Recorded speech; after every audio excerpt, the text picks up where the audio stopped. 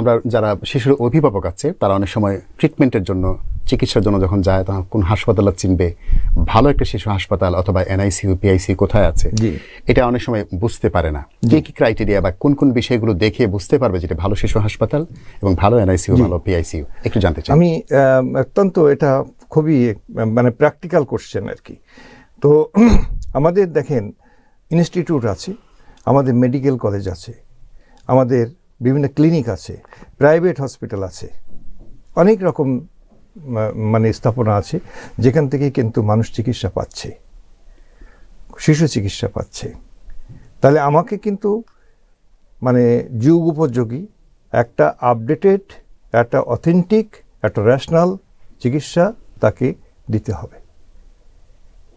তো ভালো ক্রাইটেরিয়া যেটা হলো, আমি আমার জ্ঞানে যেটা আমি বুঝি, যেখানে নিয়মিত জ্ঞান চর্চা হয়, যেখানে পড়াশুনো হয়। আমরা যদি মানে আমাদের একজন ডাক্তারের কাজ হিসেবে যদি আমরা তিনটে কাজকে যদি মানে গুরুত্ব দিই, তার একটা হলো চিকিৎসা সেবা, দ্বিতীয় হলো মেডিকেল শিক্ষা, আর তৃতীয় হলো গবেষণা। তো অনেক হসপিটাল আছে যে হসপিটালগুলো চিকিৎসা সেবা দিয়ে যাচ্ছে, কিন্তু সেখানে লেখাপড়া এবং গবেষণার স্কোপ কম, সময় কম, গুরুত্ব কম। আর একটা জায়গা আছে যেখানে চিকিৎসা সেবা দেওয়া হচ্ছে, তার সাথে সাথে ওই দুটো গবেষণা এবং মেডিকেল শিক্ষা সেটাও আছে। তাহলে আপনি বুঝতে পারছেন যে জায়গায় তিনটে জিনিসের কম্বিনেশন আছে, সেই জায়গাটায় আমাকে চুজ করতে হবে।